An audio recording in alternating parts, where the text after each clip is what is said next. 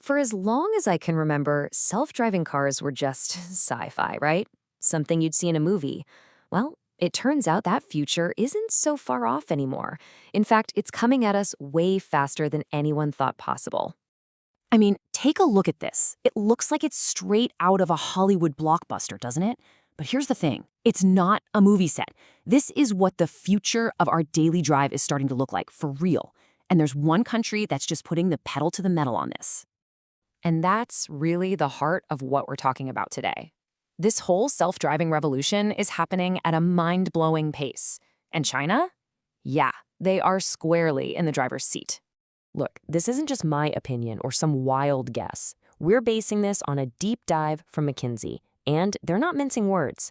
They're saying China's self-driving industry is set to accelerate over the next 3 years. I mean, 3 years. For a tech shift this massive, that's just incredibly fast. So you gotta ask, right?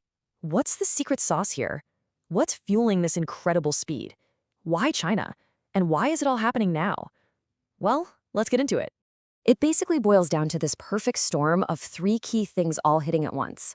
You've got the government actively pushing for it, you've got consumers who are genuinely excited about it, and to top it all off, you have a whole local ecosystem of tech companies ready to make it happen.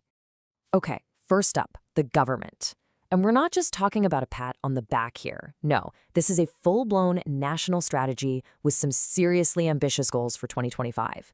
They want mass production of what are called Level 3 vehicles. They're pushing to get even more advanced, Level 4 cars on the road in specific zones. They've even set aside over 3,500 kilometers of road just for testing. I mean, they are literally paving the way for this tech to succeed. But, government support can only get you so far. It doesn't mean a thing if people are too scared to actually use the technology. So that's the million-dollar question. Are people really ready to let go of the steering wheel? And the answer might honestly surprise you. The data from McKinsey is pretty eye-opening.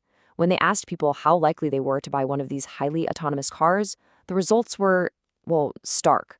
You can see China is way out in front in terms of enthusiasm. Germany's not too far behind, but both are way ahead of the US. 60%. Just let that sink in. A full 60% of consumers in China said, yeah, I'd probably buy one.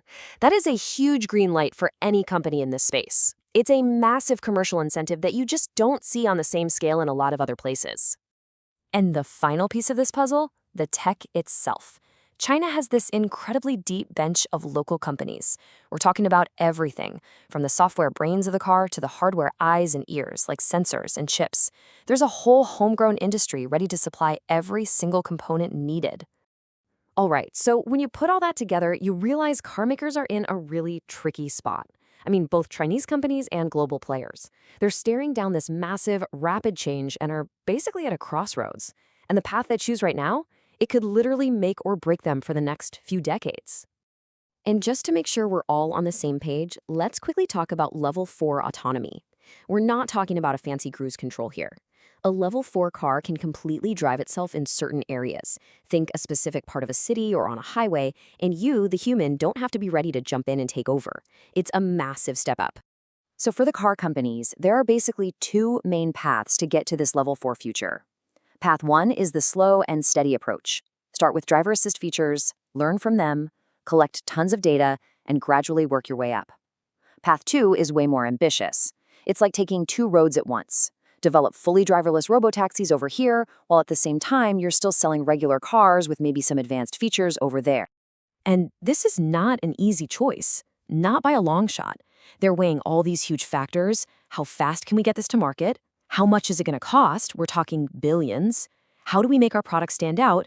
And maybe the biggest question of all, what if robotaxis become so good and so cheap that people just stop buying cars altogether? Okay. But the story here is actually bigger than just the car companies. The whole ecosystem around cars is being reshaped. It's becoming pretty clear that this isn't just about who can build the best car anymore. In fact, you could make a strong case that actually building the physical car, the metal, the wheels, the seats, isn't even the hardest part of the equation. So if it's not the hardware, then what is it? What's the number one thing holding this all back? It's talent. People. There's a massive, and I mean massive, shortage of the specialized engineers and developers needed to build this stuff. Just look at the numbers for China alone. By 2025, they could be short anywhere from 13,000 to 37,000 of these experts. That is a gigantic gap. So what this really means is the battlefield has shifted. The competition isn't just about manufacturing prowess anymore, it's a global war for talent. The real winners and losers in this whole new era will be decided by who can hire and keep the smartest people in the room. And if you want a perfect snapshot of how fast this is all moving, just look at this timeline. The official national strategy comes out in 2020. Just 2 years later, in 2022, they're already starting mass production of cars with Level 3 tech. And the big goal for Level 4 cars to hit the market, 2025. I mean, the pace is just relentless. So that really brings us to the final big takeaway here. With China moving this fast, backed by the government, cheered on by consumers, and built by a powerful local industry, they're creating a whole new reality. So the question for everyone else is no longer if this is going to happen. The real question is, who's going to be able to keep up?